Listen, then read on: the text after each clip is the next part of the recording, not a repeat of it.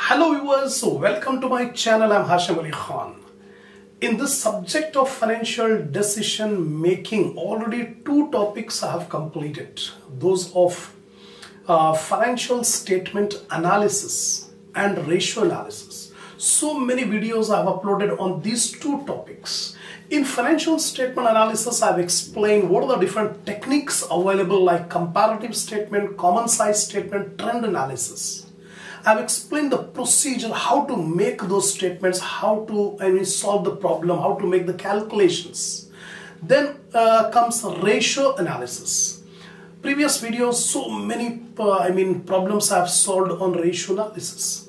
I have clearly explained the meaning of the term ratio, uses of ratio, importance of ratio, then limitations, classification, all these things I've explained in detail.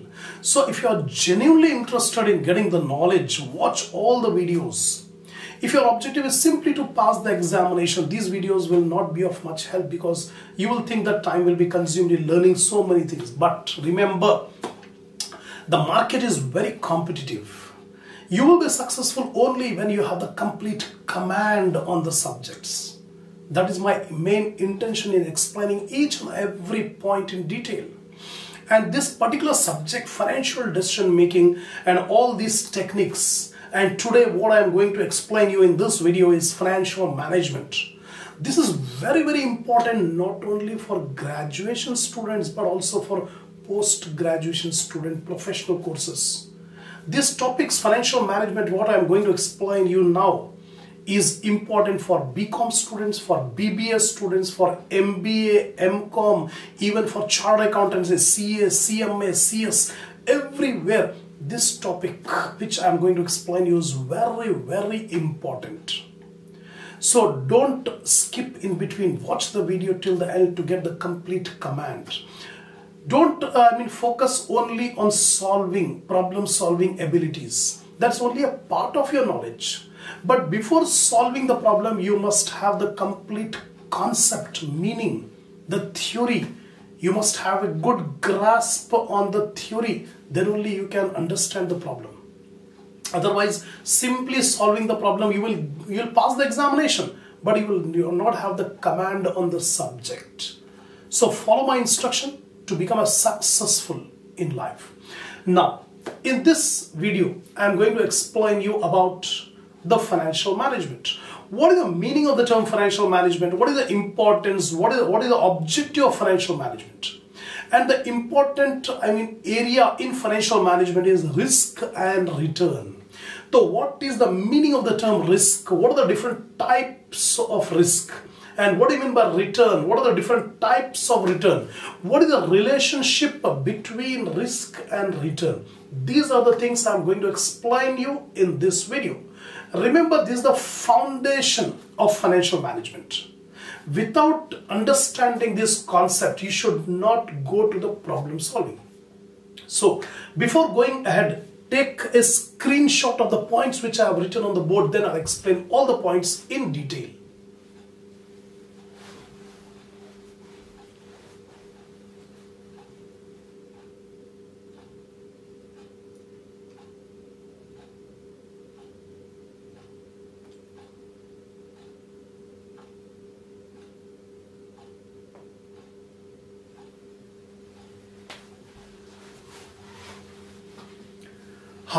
I'm starting with the meaning of the term financial management.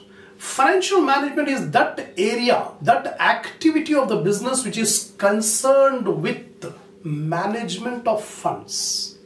Is the area which is concerned with procurement and effective utilization of funds. Remember, funds are very important source, a very important resource in a business.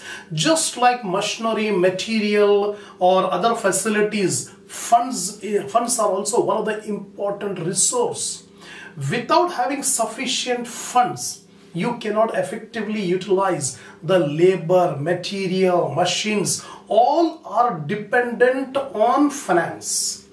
So it is that area or activity which is concerned with from where to procure the funds. Nowadays, funds can be procured from different sources, and every source will have their own features. A business organization has to decide from where to procure the funds. Should the funds be procured by issuing shares or issuing debentures or taking a loan from bank or borrowing from the people? So many resources, so many areas are there from which a business can be able to procure the funds. The business has to take a decision. Similarly, how to utilize the funds after procuring. The ultimate objective of this financial management is maximizing the wealth of shareholders. That's the main objective of financial management. So there are different management principles which are to be applied so that effective financial decisions can be taken. That is what financial management. It's a huge subject which contains so many principles, rules to be applied by finance manager. Like different types of decisions, investment decisions, then procurement, financing decisions, dividend decisions, working capital decisions. All these decisions will come under financial management. Now, a very important area in financial management is regarding risk and return.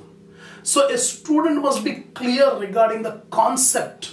Before learning about the relationship of risk and return, first individually we try to understand the meaning of the term return and the meaning of the term risk. What are the different types of returns? What are the different types of risks? And what is the relationship? That's what I'm going to explain you now. First of all, meaning of the term return. Return is what an investor will get on his investment. Whenever a person will make the investment of funds, he will get something in return. For example, if a person has purchased the shares, he will get the dividend. If a person has deposited the money in the bank, he will get the interest. If a person has invested the money in a business, he will get the profit. If a person has purchased a property, he will get the rent. Like this, wherever he makes the investment, he will get something in return. That return is called the yield or profit. So return is what an investor wishes to earn on his or her investment. So every investor, before investing, he wants to make some return on their investment. Example, if a person wants to start a business, he is going to make the investment. So why he is going to start the business? Because he wants to get the profit. Profit is the return. Like that, every investor before investing will have in mind to get the return. Now it is the reward for the investment made. So whatever we are making the investment, in return of that investment we are getting some reward, and that reward is nothing but return. It is a money made or lost on investment over a period of time. The money made or money lost, because return may be positive or return may be negative. Return positive you will get when you get something in return. Negative return means something you have lost on investment. So returns are nothing but money made or money lost on investment over a specific period of time. This is called return. So now, types of return. An investor must know not only the meaning of the term return, but also what are the different types of returns. First of all, capital appreciation. Capital appreciation means increase in the price of the investment, in the value of the investment. Example, a person has purchased a share for rupees 100 some 5 years back. So he has made the investment of 100 rupees 5 years back to purchase the share. Now after 5 years, today the value of the share in the market is 500 rupees. So he has purchased the share for 100 rupees. Now if he sell in the market, he will fetch 500 rupees. This is called capital appreciation. Similarly, a person has purchased a property for 10 lakh some 10 years back. Now if he wants to sell that property, he will get 80 lakhs. This is called capital appreciation. This is also one of the return, one of the type of return which an investor will get. That's what? Increase in the value of asset, increase in the price of the asset. Next come recurring income.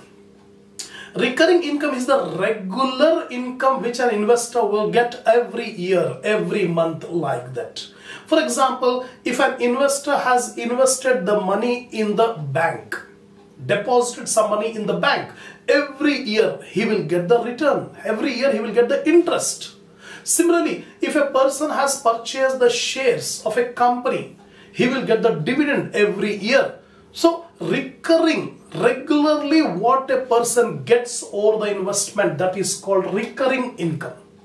So a person may get recurring income and also a person may get capital appreciation. In some assets, a person may get both. That is called the total return. Total return consists of recurring income as well as capital appreciation. Example, a person has purchased the shares some 10 years back for rupees 1 lakh. 1 lakh rupees investment he has made 10 years back. Every year he used to get the return in the form of dividend. So this is the recurring income. Every year he was getting dividend, he is enjoying the regular income. But over a period of time, there is a capital appreciation also. He has purchased the shares for 1 lakh. Now if he sell it in the market after 10 years, he may get 8 lakh. So 1 lakh rupees has become 8 lakh rupees. This is the capital appreciation. So a person may get the total income in the form of capital appreciation and also in the form of regular income, recurring income. Next comes compound annual growth rate, CAGR, it is popularly known as. In this compound annual growth rate, every year the interest is reinvested. For example, a person has invested 10,000 rupees as a fixed deposit for 5 years. The banker is giving CAGR, compound annual growth rate of interest. That means every year whatever interest he is getting, that is again reinvested and will get the same rate of return on his investment and also reinvested interest. That is called CAGR, compound annual growth rate. Next comes yield to maturity. Yield to maturity is the return which an investor will get till maturity period. Till the maturity period. For example, in case of bonds or fixed income securities, the maturity period will be, let it be 15 years or 20 years. So if a person wants to hold the investment for a period of 15 years, 20 years, what is the average rate of return which he gets during this holding period? That is called YTM, yield to maturity. Next comes current yield. The current yield means the percentage rate of earning on the market price of the share. On the market price of the share. The formula for current yield is, for example, the annual return divided by present market price into 100. This will give you current yield. Then average rate of return on maturity of bond. This is very much similar to YTM. YTM requires huge calculations. To calculate YTM, so many calculations, complicated calculations are required. The shortcut method of calculating the YTM is the average rate of return, where we simply take the average return over the life of the bond, over the life of the security, divided by average investment into 100. That will give you average return. Last one, expected return or predicted return. See, there are two types of returns. The first type of return is the average return. Average return means past average return. Whatever return we have already earned in the past, that is called ex post return. The return which already earned in the past. Second type of return is the expected return in the future. That expected return in the future is called ex ante return. That means the investor is not only bothered about the past return, he wants to find out how much would be the expected return in the future. So how to calculate the expected return in the future? Because future is uncertain, we calculate probability. We will take the probability. With the help of probability, we can find out the expected return. So these are the different types of return. Now I am coming to the next topic called risk. There is relationship between return and risk. First of all, we are learning individually, separately about the meaning of return, about the meaning of risk. Then we'll discuss about the relationship between risk and return. Risk. Risk refers to the variability of possible return associated with the given investment. First of all, the risk has different meanings under different context. For example, a person traveling, the risk is an accident may occur. Similarly, a student is writing the examination, the risk is he may fail the examination. Similarly, when a person has invested in capital market, there is a risk that his money may be lost. So different people have different meanings of the term risk under different context. But from financial management point of view, the risk means variability of returns. How the actual return is deviating from the expected return. Example, if a company, I am expecting that from the company I will get a return of 25%. But the actual return may be 25 or maybe more or less than 25.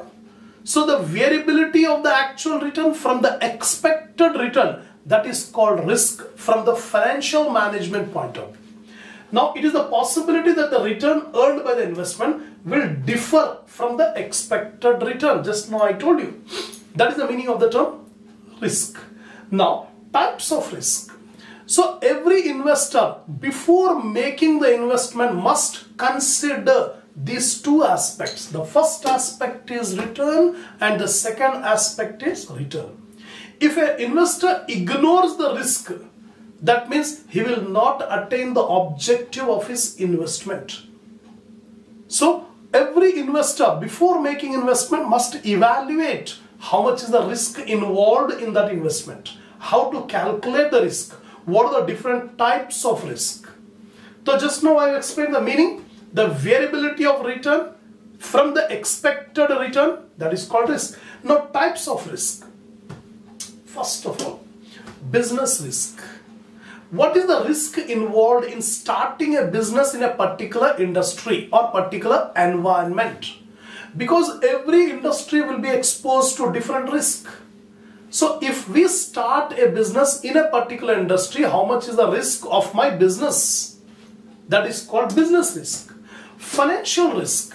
Financial risk is concerned with the capital structure of the business. A business will use the finance not only from the owners but also from the outsiders. So how much we should keep a combination of owner's fund and borrowed fund, that is called financial risk. If a business is having more borrowed fund, the risk will be more, but the return will also be more. Similarly, market risk. The risk arising from the market, because a business is a part of the market. If something happens in the market, the business will get affected. So what are the factors? What are the different types of market risk? Exchange risk, rate risk. Exchange rate risk means the change in the price of one currency in terms of another currency in the foreign exchange market. Nowadays, due to globalization, the companies are operating internationally, globally. That means frequently a company has to convert one currency into another currency.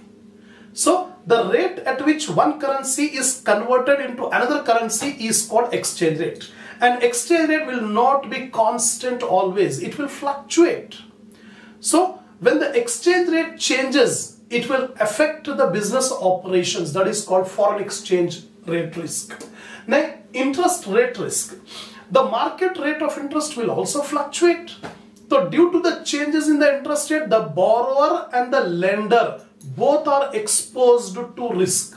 Example, the borrower, a company, has borrowed a fixed amount by issuing debentures or bonds. In that case, if subsequently in the market the rate of interest decreased, then the borrower will lose, because borrower is paying the interest at a higher rate. Now the market interest rate has come down. the borrower will lose. Similarly, an investor who has invested at a lower rate in the company, later on the market rate of interest increased. That means the lender, investor will lose. So interest rate risk means the risk attached with the investment. With the investment, the borrower and the lender both may face this risk of interest rate. Price risk in stock market. Stock market is a market where the securities are bought and sold. The prices of securities are very sensitive. Due to a small impact in the market, it will affect the market price of securities. So an investor who has invested in stock market, he is exposed to risk in prices of stock market. So these three are market risk. The next comes credit risk. Credit risk is also called counterparty risk or default risk. One party may has completed its obligation but waiting for the other party to complete their obligation. It's not sure. Example, a business organization will sell the goods on credit. So business has sold the goods on credit. It has completed its obligation. Now it is the obligation of the customer to pay the amount. To pay the amount. But he will pay the amount in future. Future is uncertain. He may pay or he may not pay. That is the default risk, credit risk. Similarly, a banker.